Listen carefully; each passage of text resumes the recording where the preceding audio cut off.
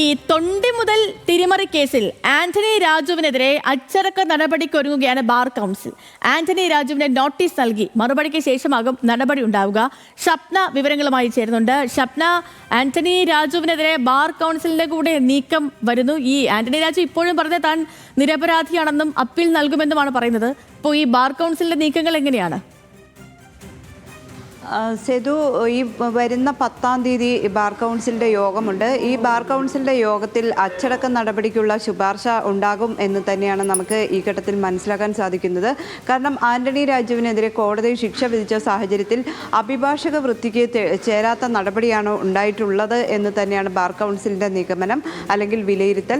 ഇതിൻ്റെ അടിസ്ഥാനത്തിലാണ് അച്ചടക്ക നടപടിയുമായി ബന്ധപ്പെട്ട ശുപാർശ ബാർ കൗൺസിൽ യോഗം ചെയ്യുക.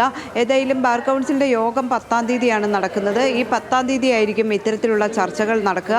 കാരണം 3 വർഷം തടവിനാണ് ആന്റണി രാജുവിനെ ശിക്ഷിച്ചിട്ടുള്ളത്.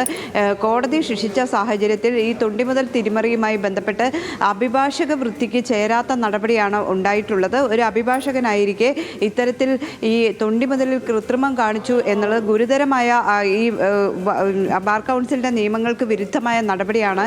അതുകൊണ്ട് തന്നെ ബാർ കൗൺസിൽ ഈ രീതിയിൽ നടപടി എടുക്കേണ്ടതുണ്ട് എന്ന് തന്നെയാണ് ബാർ കൗൺസിലിൻ്റെ തീരുമാനം.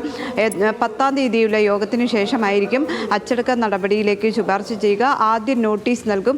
നോട്ടീസിന് ബാർ കൗൺസിലിന് മറുപടി ആവശ്യപ്പെടുകയും ബാർ കൗൺസിലിന് നൽകുന്ന മറുപടി തൃപ്തികരമല്ലെങ്കിൽ അതുമായി ബന്ധപ്പെട്ടിട്ടുള്ള അഭിഭാഷക വൃത്തിയുമായി ബന്ധപ്പെട്ടിട്ടുള്ള കാര്യങ്ങളിൽ ബാർ കൗൺസിൽ കടുത്ത നടപടിയിലേക്ക് പോകും എന്ന് തന്നെയാണ് നമുക്ക് ഈ ഘട്ടത്തിൽ മനസ്സിലാക്കാൻ സാധിക്കുന്നത്.